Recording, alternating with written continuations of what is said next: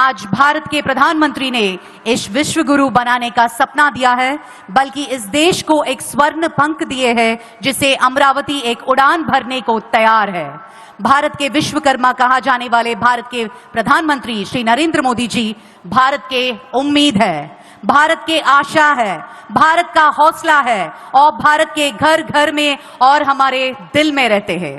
अभी हम अनुरोध करते हैं हमारे माननीय प्रधानमंत्री श्री नरेंद्र मोदी जी इस पावन अवसर पर हमारे अमरावती के शुभ प्रारंभोत्सव संदर्भं अमूल्य संदेश प्रस्तुत करें।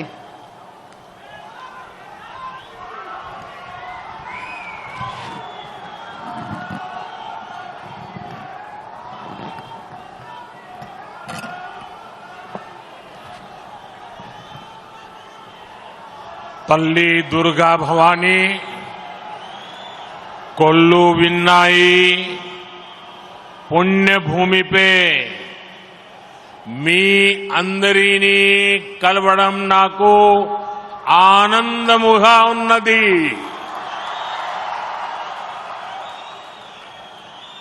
आंध्र प्रदेश के राज्यपाल सैयद अब्दुल नजीर जी, मुख्यमंत्री, मेरे मित्र श्री चंद्रबाबू नायडू जी, केंद्रीय कैबिनेट के मेरे सहयोगी मंत्रीगण, डिप्टी सीएम ऊर्जावान पवन कल्याण जी,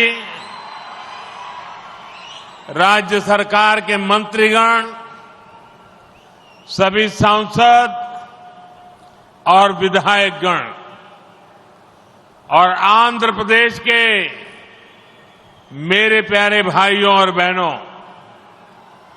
आंध्र प्रदेश गवर्नर सैयद अब्दुल नजीर गारू, मुख्यमंत्री ना मित्रुलु चंद्रबाबु नायडू गारू, केंद्र मंत्रिवर्गंलो ना सहचर मंत्रुलु, डिप्यूटी मुख्यमंत्री शक्तिवंतुडु पवन कल्याण गारू, राष्ट्र मंत्रुलु, ఎంపీలు, ఎమ్మెల్యేలు మరియు ఆంధ్రప్రదేశ్ రాష్ట్రానికి చెందిన నా ప్రియమైన సోదర సోదరీమణులారా, आज जब मैं इस अमरावती की पुण्य भूमि पर खड़ा हूं तो मुझे केवल एक शहर नहीं दिख रहा, मुझे एक सपना सच होते दिख रहा है। एक नया अमरावती, एक नया आंध्र। अमरावती वो धरती है जहां परंपरा और प्रगति दोनों साथ चलते हैं, जहां बौद्ध विरासत की शांति भी है और विकसित भारत के निर्माण की ऊर्जा भी है। आज यहां करीब 60,000 करोड़ रुपए के प्रोजेक्ट का शिलान्यास और लोकार्पण किया गया है।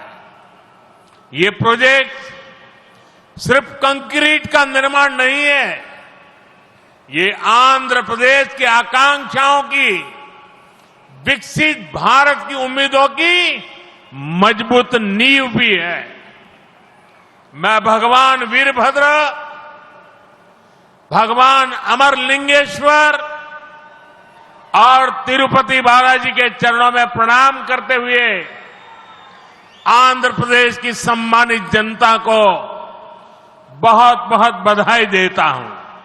मुख्यमंत्री चंद्रबाबू नायडू गारू और पवन कल्याण जी को भी मैं बहुत बहुत शुभकामनाएं देता हूं। అమరావతి అనే పుణ్యభూమిపై ఈ రోజు నేను నిలబడి ఉన్నప్పుడు నాకు కనిపిస్తున్నది ఒక నగరం మాత్రమే కాదు, నాకు ఒక కల నిజమవుతుంది అన్న భావన కలుగుతుంది। ఒక కొత్త అమరావతి, ఒక కొత్త ఆంధ్రప్రదేశ్। అమరావతి అంటే సాంప్రదాయం మరియు పురోగతి కలిసి నడిచే భూమి। ఇక్కడ బౌద్ధ వారసత్వం యొక్క శాంతి ఉంది, అలాగే వికసిత భారతదేశాన్ని నిర్మించుకోగలిగిన శక్తి కూడా ఉంది। ఇవాళ సుమారు 60,000 కోట్ల రూపాయల విలువైన ప్రాజెక్టులకి శంకుస్థాపనలు మరియు ప్రారంభోత్సవ కార్యక్రమాలు చేస్తున్నాం। ఇవి కేవలం కాంక్రీట్ నిర్మాణాలు మాత్రమే కావు, ఇవి ఆంధ్రప్రదేశ్ ఆశలకు మరియు వికసిత భారతదేశ ఆశయాలకు ఒక బలమైన పునాది వేయబోతుంది. నేను వీరభద్ర స్వామికి, అమరలింగేశ్వర స్వామికి మరియు తిరుపతి వెంకన్న స్వామికి వారి పాదాలకి నమస్కరిస్తూ ఆంధ్రప్రదేశ్ ప్రజలకు హృదయపూర్వక శుభాకాంక్షలు తెలియజేసుకుంటున్నాను. అలానే ముఖ్యమంత్రి చంద్రబాబు నాయుడు గారికి, పవన్ కళ్యాణ్ గారికి నా ప్రత్యేక శుభాకాంక్షలు తెలియజేస్తున్నాను.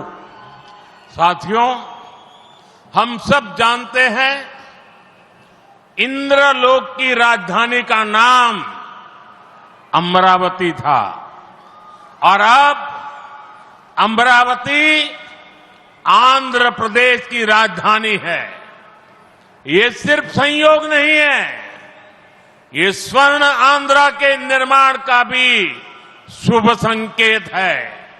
स्वर्ण आंध्रा विकसित भारत की राह को मजबूत करेगा और अमरावती स्वर्ण आंध्रा के विजन को ऊर्जा देगी. अमरावती केवलम ओक नगरम का दो, अमरावती ओक शक्ति आंध्र प्रदेश नो आधुनिक प्रदेश का मार्चे शक्ति आंध्र प्रदेश नो अधुनातन प्रदेश గా మార్చే శక్తి. మిత్రులారా, ఇంద్రుడు తాలూకా రాజధాని పేరు అమరావతి అని మన అందరికీ కూడా తెలుసు. ఇప్పుడు అమరావతి మన ఆంధ్రప్రదేశ్ రాష్ట్రానికి రాజధానిగా నిలిచింది. ఇది కేవలం యాదృచ్ఛికం కాదు, ఇది స్వర్ణ ఆంధ్రప్రదేశ్ రాష్ట్ర నిర్మాణానికి శుభ సూచకం అనేది తెలియజేస్తున్నాను. స్వర్ణాంధ్ర వికసిత భారతదేశ సంకల్పానికి బలమిస్తుంది. అలానే అమరావతి మన స్వర్ణాంధ్ర విజన్ కు శక్తినిస్తుంది.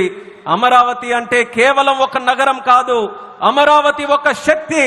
ఆంధ్రప్రదేశ్ కు ఆధునిక ఆంధ్రప్రదేశ్ గా అధునాతన ఆంధ్రప్రదేశ్ గా మార్చే శక్తి అని తెలియజేస్తున్నాను. साथियों, अमरावती एक ऐसा शहर होगा जहां आंध्र प्रदेश के हर नौजवान के सपने साकार होंगे. Information technology, artificial intelligence, green energy, clean industry, शिक्षा और स्वास्थ्य, आने वाले कुछ सालों में इन सारे सेक्टर्स में अमरावती एक लीडिंग सिटी बनकर खड़ा होगा.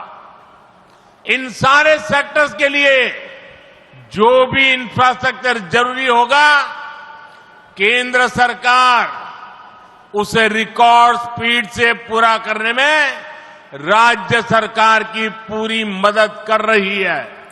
మిత్రులారా, అమరావతి అనేది ప్రతి ఆంధ్ర యువకుడి కలలు నిజమయ్యే నగరంగా తయారవబోతుంది.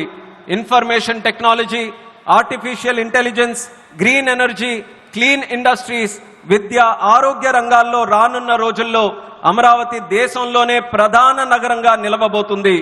ఈ రంగాల కోసం అవసరమైన మౌలిక వసతులు నిర్మించడానికి కేంద్ర ప్రభుత్వం రికార్డు స్పీడ్ తో పనులు పూర్తి చేయడానికి రాష్ట్ర ప్రభుత్వానికి సంపూర్ణ సహకారం అందించబోతుందని తెలియజేస్తున్నాను. अभी हमारे चंद्रबाबू जी टेक्नोलॉजी को लेकर के मेरी भारी तारीफ कर रहे थे, लेकिन मैं आज एक रहस्य बता देता हूं. जब मैं गुजरात में नया मुख्यमंत्री बना तो मैं बाबू हैदराबाद में बैठ करके किस किस प्रकार के इनिशिएटिव ले रहे हैं उसका बड़ा बारीकी से अध्ययन करता था और मैं उसमें से बहुत कुछ सीखता था और उसे आज मुझे लागू करने का अवसर मिला है. मैं लागू कर रहा हूं. ఇప్పుడు చంద్రబాబు గారు మీ అందరి ముందు నాకు టెక్నాలజీ నాతో మొదలైందన్నట్టుగా ప్రశంసిస్తున్నారు. కానీ నేను మీ అందరికీ కూడా ఒక రహస్యం చెప్తాను. నేను సరికొత్తగా ముఖ్యమంత్రి అయినటువంటి రోజుల్లో గుజరాత్ లో ఉన్నప్పుడు అప్పుడు చంద్రబాబు నాయుడు గారు ఆంధ్రప్రదేశ్ లో హైదరాబాద్ లో ఐటీని ఏ రకంగా డెవలప్ చేస్తున్నారో నేను క్లోజ్ గా అబ్జర్వ్ చేసి అధికారుల్ని కూడా పెట్టి అబ్జర్వ్ చేయించి ఆ రోజు నేను చాలా దగ్గరగా తెలుసుకున్నటువంటి విషయాలు మళ్ళీ తిరిగి ఈ రోజు ఆంధ్రప్రదేశ్కి వచ్చి మళ్ళీ మీ అందరి ముందు ఈ రోజు నేను చేయగలుగుతున్నానన్నది తెలియజేస్తున్నాను. और मैं अपने अनुभव से कहता हूं, फ्यूचर टेक्नोलॉजी हो, बहुत बड़े स्केल पर काम करना हो और जल्दी से इसे जमीन पर उतारना हो, तो वो काम चंद्रबाबू उत्तम से उत्तम तरीके से कर सकते हैं. అలాగే నా అనుభవంతో చెప్తున్నాను, పెద్ద స్కేల్లో ప్రాజెక్టులు చేయాలన్నా, తొందరగా అవి పూర్తి చేయాలన్నా, మంచి క్వాలిటీతో అవన్నీ కూడా పూర్తి చేయాలన్నా దేశంలో చంద్రబాబు నాయుడు గారి కంటే దాంట్లో మిన్న మరెవ్వరూ కూడా లేరు అన్నది ఈ సభాముఖంగా తెలియజేస్తున్నాను. साथियों, 2015 में मुझे प्रजा राजधानी का शिलान्यास करने का अवसर मिला था. बीते सालों में केंद्र सरकार ने हर प्रकार से अमरावती के लिए मदद दी है. यहां बेसिक इंफ्रास्ट्रक्चर के निर्माण के लिए सभी कदम उठाए गए हैं. अब चंद्रबाबू गारू के नेतृत्व में राज्य सरकार बनने के बाद सारे ग्रह जो लगे थे अब हट गए हैं. यहां विकास कार्यों में तेजी आ गई है. हाई कोर्ट, विधानसभा, सेक्रेटेरिएट, राजभवन, ऐसी कई जरूरी बिल्डिंग बनाने के कामों को भी प्राथमिकता दी जा रही है. మిత్రులారా, 2015లో ప్రజల రాజధానిగా అమరావతికి నేను శంకుస్థాపన చేశాను. గత 10 ఏళ్లలో కేంద్ర ప్రభుత్వం అమరావతికి అన్ని రకాలుగా మద్దతుగా నిలిచింది. ఇక్కడ మౌలిక వసతుల నిర్మాణానికి అవసరమైన ప్రతి అడుగు కూడా వేసింది. ఇప్పుడు చంద్రబాబు నాయుడు గారి నాయకత్వంలో ప్రభుత్వం ఏర్పడిన తర్వాత అభివృద్ధి మరింత వేగంతో ముందుకు వెళ్తుంది. ఇక్కడ హైకోర్టు, అసెంబ్లీ, సచివాలయం, రాజ్భవన్ వంటి అవసరమైన నిర్మాణాలకు ప్రస్తుతం ప్రాధాన్యత ఇస్తుంది. साथियों, एनटीआर गारू ने विकसित आंध्र प्रदेश का सपना देखा था. हमें मिलकर अमरावती को, आंध्र प्रदेश को विकसित भारत का ग्रोथ इंजन बनाना है. हमें एनटीआर गारू का सपना पूरा करना है. चंद्रबाबू गारू, ब्रदर पवन कल्याण, इदी मनमू చెయ్యాలి, ఇది మనమే చెయ్యాలి. మిత్రులారా, ఎన్టీఆర్ గారు వికసిత్ ఆంధ్రప్రదేశ్ కోసం కల కన్నారు. మనమందరం కలిసి అమరావతి మరియు ఆంధ్రప్రదేశ్ ని వికసిత భారతదేశానికి గ్రోత్ ఇంజిన్ గా తయారు చేయాలి. మనం ఎన్టీఆర్ గారి కలల్ని నిజం చేయాలి. నారా చంద్రబాబు నాయుడు గారు, అలాగే సోదరులు పవన్ కళ్యాణ్ గారు, ఇది మనం చేయాలి, ఇది మనమే చేయాలి.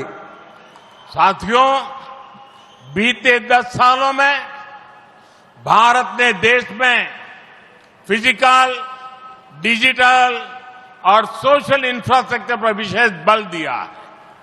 भारत आज दुनिया के उन देशों में शामिल है जहां का इंफ्रास्ट्रक्चर तेज गति से आधुनिक हो रहा है. इसका फायदा आंध्र प्रदेश को भी मिल रहा है. आज भी रेल और रोड से जुड़े हजारों करोड़ के प्रोजेक्ट आंध्र प्रदेश को मिले हैं. మిత్రులారా, గత 10 ఏళ్లలో భారతదేశం ఫిజికల్, డిజిటల్ మరియు సోషల్ ఇన్ఫ్రాస్ట్రక్చర్ పై ప్రత్యేక దృష్టి సారించింది. ఇప్పుడు భారత్ ప్రపంచంలో అత్యంత వేగంగా మౌలిక వసతులు అభివృద్ధి చెందుతున్నటువంటి దేశాల్లో ఒకటిగా నిలుచుంది. ఇది ఆంధ్రప్రదేశ్ కు కూడా ప్రయోజనంగా మారబోతుంది. ఈ రోజు కూడా రైల్ మరియు రోడ్డు ప్రాజెక్టులలో రాష్ట్రానికి వేల కోట్ల రూపాయలు కేంద్రం తరపున అందించడం జరుగుతుంది.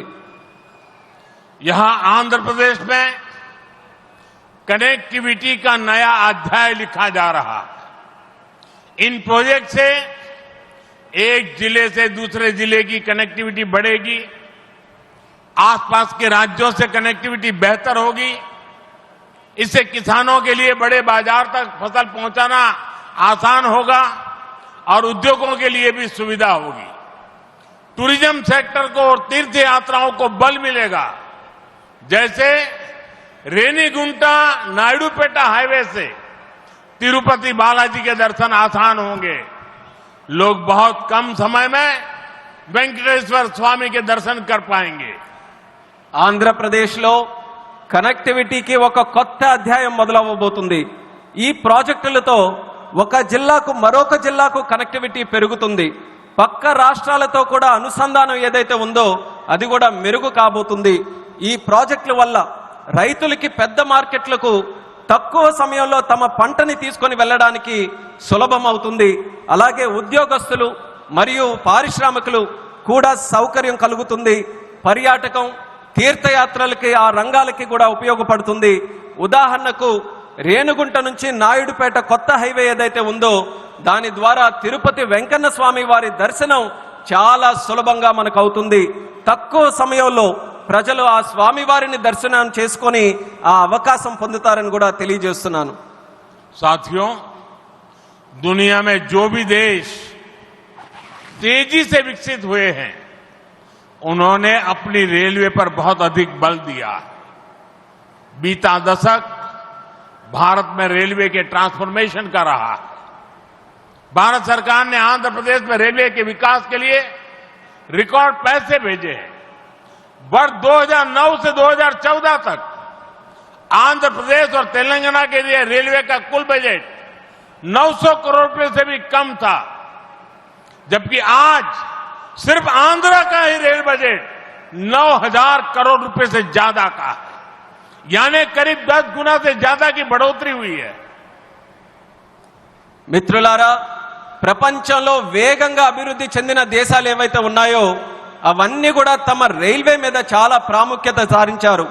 గత దశాబ్దంలో భారతదేశంలో కూడా రైల్వే మీద ఎక్కువగా పరివర్తన జరిగింది. కేంద్ర ప్రభుత్వం ఆంధ్రప్రదేశ్ రైల్వే అభివృద్ధికి కూడా రికార్డు స్థాయిలో నిధులు మంజూరు చేయడం జరిగింది. 2009 నుంచి 14 వరకు ఆంధ్రప్రదేశ్ మరియు తెలంగాణ కలిసి ఉన్నప్పుడు రాష్ట్రం తాలూకా బడ్జెట్ కేవలం 900 కోట్లు కూడా ఉండేది కాదు. కానీ ఇప్పుడు కేవలం ఆంధ్రప్రదేశ్ కు మాత్రమే రైల్వే బడ్జెట్ 9000 కోట్ల దాటి ఈ రోజు అందిస్తున్నాం. అంటే ముందు కంటే 10 రెట్లు ఎక్కువ బడ్జెట్ అభివృద్ధి జరుగుతుందని తెలియజేస్తున్నాను. साथियों, रेलवे के बढ़े हुए बजट से आंध्र प्रदेश में रेलवे का 100% इलेक्ट्रिफिकेशन हो चुका है। यहां 8 जोड़ी आधुनिक वंदे भारत ट्रेनें चल रही है। साथ ही आधुनिक सुविधाओं वाली अमृत भारत ट्रेन भी आंध्र प्रदेश से होकर गुजरती है। बीते 10 साल में आंध्र प्रदेश में 750 से अधिक रेल फ्लाईओवर और अंडरपास बनाए गए हैं। इसके अलावा आंध्र प्रदेश के 70 से ज्यादा रेलवे स्टेशनों को अमृत भारत स्टेशन योजना के तहत विकसित किया जा रहा है। మిత్రులారా, ఈ పెంచిన రైల్వే బడ్జెట్ వల్ల ఆంధ్రప్రదేశ్ లో 100% ఎలక్ట్రిఫికేషన్ మనం పూర్తి చేసుకున్నాం. ఇక్కడ 8 సరికొత్త వందే భారత్ ట్రైన్లు ప్రారంభమయ్యాయి. దానితో పాటు ఆధునిక వసతులతో కలిగి ఉన్న అమృత్ భారత్ రైళ్లు కూడా ఆంధ్రప్రదేశ్ నుంచి వెళ్తుంది. గత 10 ఏళ్లలో 750 కంటే ఫ్లైఓవర్ బ్రిడ్జిలు గాని అండర్ పాసేజీలు గాని రైల్వేస్ లో నిర్మించబడింది. అంతేకాకుండా 70కి పైగా రైల్వే స్టేషన్లు మన ఆంధ్రప్రదేశ్ రాష్ట్రంలో అమృత్ భారత్ స్టేషన్ పథకం కింద అభివృద్ధి కూడా చేస్తున్నామని తెలియజేస్తున్నాను. साथियों, इंफ्रास्ट्रक्चर के लिए जब इतने सारे काम होते हैं तो उसका बहुत मल्टीप्लायर इफेक्ट होता है। इंफ्रास्ट्रक्चर के निर्माण में जो रॉ मटेरियल लगता है उसे मैन्युफैक्चरिंग इंडस्ट्री को बल मिलता है। सीमेंट का काम हो, स्टील का काम हो, ट्रांसपोर्टेशन का काम हो, ऐसे हर सेक्टर को इससे फायदा होता है।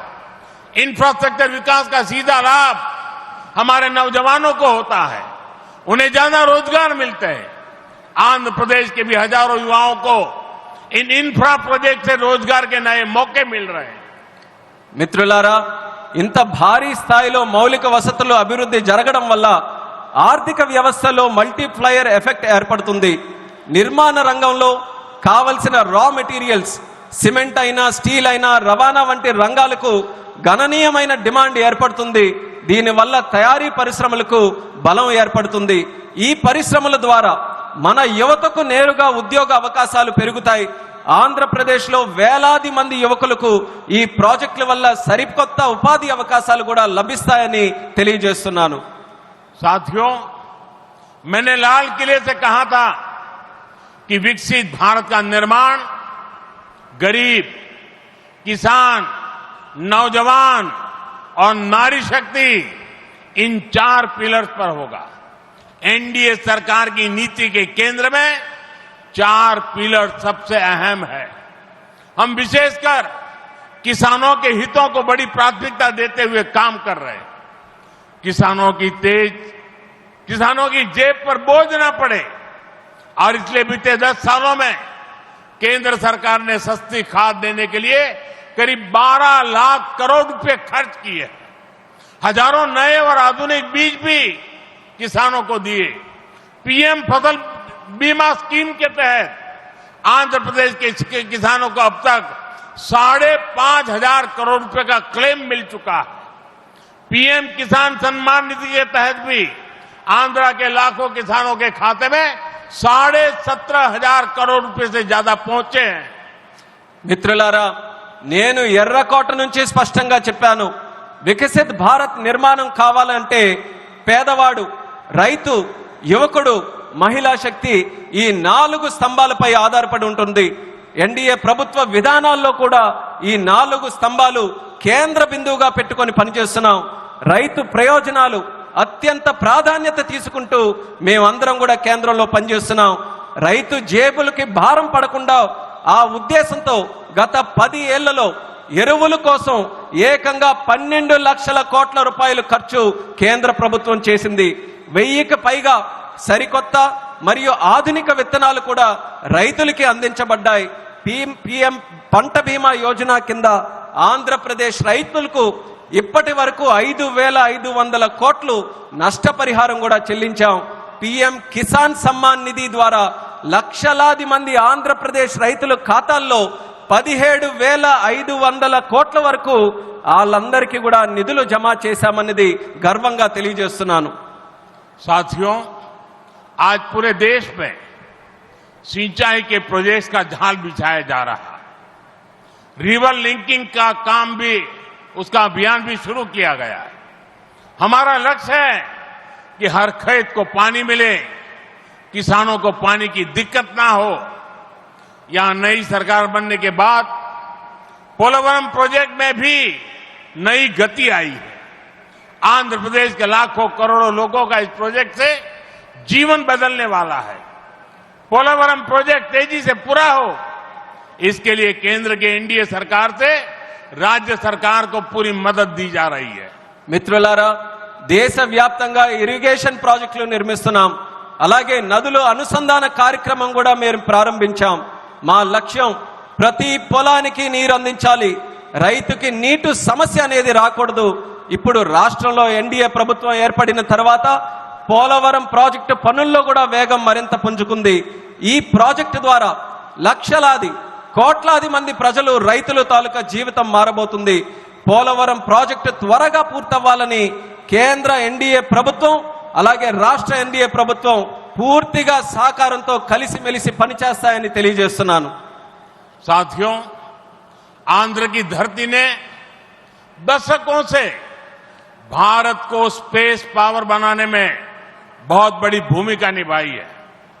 श्रीहरिकोटा से जब जब कोई मिशन लॉन्च होता है तो कोटि कोटि भारतीयों को गर्व से भर देता है. करोड़ों भारतीय नौजवानों को यह क्षेत्र स्पेस के प्रति आकर्षित करता रहा है. अब आज देश को, हमारे डिफेंस सेक्टर को मजबूत करने वाला नया संस्थान भी मिला है. कुछ देर पहले हमने डीआरडीओ की नई मिसाइल टेस्टिंग रेंज की आधारशिला रखी है.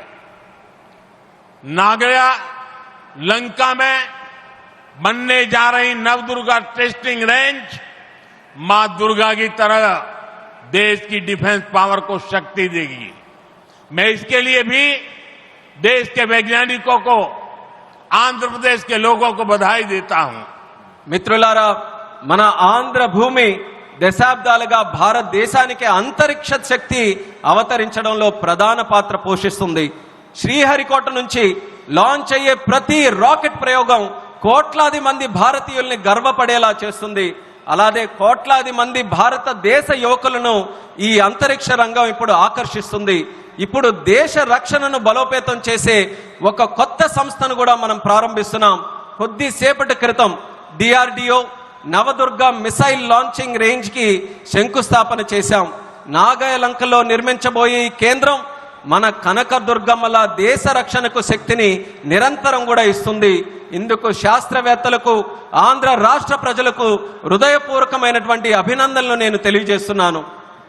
साथियों, आज भारत की ताकत सिर्फ हमारे हथियार ही नहीं है, बल्कि हमारी एकता भी है।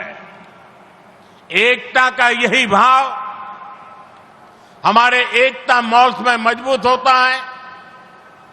देश के अनेकों शहरों में एकता मॉल्स बनाए जा रहे हैं। मुझे खुशी है कि अब विशाखापट्टनम में भी एकता मॉल बनेगा। इस एकता मॉल में देश भर के कारीगरों, हस्तशिल्पियों के बड़े प्रोडक्ट एक ही छत के नीचे मिलेंगे। ये भारत की डायवर्सिटी से सबको जोड़ेगा। एकता मॉल से लोकल इकोनॉमी को भी गति मिलेगी और एक भारत श्रेष्ठ भारत की भावना की भी और अधिक मजबूत होगी। మిత్రులారా, ఈ రోజు భారత్ యొక్క శక్తి కేవలం ఆయుధాల్లోనే లేదు, మన ఐక్యతలో కూడా ఉంటుంది. ఈ ఐక్యత భావమే మన ఏక్తా మాల్స్ కు మరింత బలోపేతం చేస్తుంది. దేశంలో అనేక నగరాల్లో ఈ మాల్స్ ని మనం నిర్మించబోతున్నాం. ఇప్పుడు విశాఖపట్నంలో కూడా ఒక ఏక్తా మాల్ నిర్మించడం కోసం మనం ఈ రోజు శంకుస్థాపన చేశాం. దానికి నాకెంతో ఆనందంగా ఉంది. ఇక్కడ దేశవ్యాప్తంగా ఉన్న హస్త కళాకారులు వాళ్ళ ఉత్పత్తులు ఒకే చోట అందుబాటులో మనకు ఉంటాయి. ఈ మాల్ భారత వైవిధ్యాన్ని అనుసంధానిస్తుంది. లోకల్ ఎకానమీకి కూడా ప్రోత్సాహం ఇచ్చేలా ఈ మాల్ నడుస్తుంది. అలాగే ఏక్ భారత్ శ్రేష్ఠ భారత్ అనే భావనను మరింత బలోపేతం చేస్తుందని తెలియజేస్తున్నాను. साथियों, अभी हमने चंद्रबाबू जी को सुना. उन्होंने 21 जून अंतर्राष्ट्रीय योगा दिवस की चर्चा की. मैं चंद्रबाबू का, आंध्र की सरकार का और आंध्र के लोगों का आभारी हूं कि आपने अंतर्राष्ट्रीय योग दिवस के लिए देश का प्रमुख कार्यक्रम आंध्र में करने के लिए निमंत्रण दिया. मैं इसके लिए आपका आभार व्यक्त करता हूं और जैसा आपने कहा है, मैं स्वयं भी 21 जून को आंध्र के लोगों के साथ योग करूंगा और दुनिया का एक कार्यक्रम यहां पर होगा. इस कार्यक्रम का महत्व इसलिए भी है कि अंतर्राष्ट्रीय योग दिवस का 10 साल की यात्रा का ये 10वीं साल का महत्वपूर्ण पड़ाव है. पूरे विश्व में योग के प्रति एक आकर्षण है. इस बार पूरी दुनिया 21 जून को आंध्र की तरफ देखेगी और मैं चाहूंगा कि आने वाले 50 दिन पूरे आंध्र में योग को लेकर के एक जबरदस्त वातावरण बने, स्पर्धाएं हो और वर्ल्ड रिकॉर्ड करने का काम आंध्र प्रदेश करके पूरी दुनिया को चकित कर दे. और मैं मानता हूं चंद्रबाबू जी के नेतृत्व में ये होके रहेगा. మిత్రులారా, ఇప్పుడే మనం చంద్రబాబు నాయుడు గారిని విన్నాం. అంతర్రాష్ట్రీయ యోగా దినం జూన్ 21న మనం చేసుకోబోతున్నాం. దానికి చంద్రబాబు నాయుడు గారికి, ఏపీ గవర్నమెంట్ కి, అలాగే రాష్ట్ర ప్రజలకి అందరికీ కూడా నేను ధన్యవాదాలు తెలియజేసుకుంటున్నాను. నన్ను ఆ రోజు ఇక్కడ ఆహ్వానించినందుకు. ఆ రోజు తాలూకా ప్రత్యేకత ఏంటంటే, మనం జూన్ 21 యోగా దినం, ప్రపంచ యోగా దినం ప్రకటించి 10 సంవత్సరాలు కాబోతుంది. ఆ రోజు కేవలం ఆంధ్రాలో యోగా ప్రచారం చేయడమే కాదు, ప్రపంచం మొత్తం ఉన్నటువంటి ప్రజలందరూ కూడా ఆంధ్రప్రదేశ్ రాష్ట్రం వైపు చూసేలా మనం అందరం కూడా చేయాలి. అది చేయాలనంటే ఈ ఉన్నటువంటి 50 రోజులు ఏదైతే ఉందో ప్రతి ఊరిలో, ప్రతి గ్రామంలో, ప్రతి వీధిలో కూడా, ప్రతి ఇంటిలో కూడా యోగాని మరింత ప్రాముఖ్యత తీసుకొని వచ్చే విధంగా కార్యక్రమాలు చేస్తూ వరల్డ్ రికార్డు సాధించే విధంగా ఈ 50 రోజులు కూడా మనం అందరం వినియోగించుకోవాలి. నాకు నమ్మకం ఉంది, చంద్రబాబు నాయుడు గారి తాలూకా నాయకత్వంలో అది ఖచ్చితంగా మనం సాధించగలగం. అది మీరందరి తాలూకా సమక్షంలో విశాఖపట్నంలో ఏర్పాటు చేయబోయే యోగా కార్యక్రమంలో మీ అందరి ఆహ్వానం మేరకు నేను ఖచ్చితంగా వస్తాను. ఆ రోజు మనం అందరం కూడా కలిసి యోగా చేద్దాం. ఆ రోజు ప్రపంచం తాలూకా దృష్టి యోగా వైపు, అలాగే భారతదేశం వైపు కూడా మళ్లిద్దామని ఈ సభాముఖంగా తెలియజేసుకుంటున్నాను. साथियों, आंध्र प्रदेश में ना तो सपने देखने वालों की कमी है और न ही सपनों को साकार करने वाले कम है। मैं विश्वास के साथ कह सकता हूं, आज आंध्र प्रदेश सही राह पर चल रहा है। आंध्र ने सही स्पीड पकड़ ली है। अब ग्रोथ की स्पीड को हमें लगातार तेज करते रहना है। और मैं कह सकता हूं, जैसा बाबू ने 3 साल में अमरावती के निर्माण का जो सपना देखा है, इसका मतलब ये 3 साल की सिर्फ अमरावती की गतिविधि आंध्र प्रदेश के जीडीपी को कहां से कहां पहुंचा देगी, ये मैं साफ देख रहा हूं। मैं आंध्र प्रदेश की जनता को, यहां जो मेरे सहयोगी बैठे हैं, सभी को फिर आश्वस्त करता हूं, आंध्र प्रदेश की प्रगति के लिए आप मुझे हमेशा अपने साथ कंधे से कंधा मिलाकर चलते हुए देखेंगे। एक बार फिर आप सभी को बहुत बहुत शुभकामनाएं। मी अंदरी ఆశీర్వాదముతో ఈ కుటుంబీ ఆంధ్రప్రదేశ్ అభివృద్ధికి కట్టుబడి ఉన్నది. ధన్యవాద్. మిత్రులారా, ఆంధ్రప్రదేశ్లో కలలు కనే వాళ్ళ సంఖ్య తక్కువేమీ కాదు. అలానే ఆ కలలని నిజం చేసే వాళ్ళకి కూడా తక్కువేమీ కాదు. నేను నమ్మకంతో చెప్తున్నాను, ఇవాళ ఆంధ్రప్రదేశ్ ఒక సరైన మార్గంలో నడుస్తుంది. అలానే సరైన వేగంతో ముందుకు వెళ్తుంది. ఈ అభివృద్ధి వేగాన్ని మనం అందరం కొనసాగించాలి, అలానే పెంచుతూ ఉండాలి. ఇప్పుడే చంద్రబాబు నాయుడు గారు మాట్లాడుతూ చెప్పారు, 3 సంవత్సరాల్లో అమరావతి తాలూకా పనుల్ని పూర్తి చేస్తామని. నేను ఊహిస్తున్నాను, 3 సంవత్సరాల్లో అమరావతి పూర్తయిన తర్వాత ఆంధ్రప్రదేశ్ రాష్ట్రం తాలూకా జీడిపి ఏ స్థాయికి వెళ్తుందో ఒక్కసారి నేను ఊహించగలను. అది ఆంధ్రప్రదేశ్ రాష్ట్రం తాలూకా చరిత్రను మార్చబోతుందని తెలియజేస్తున్నాను.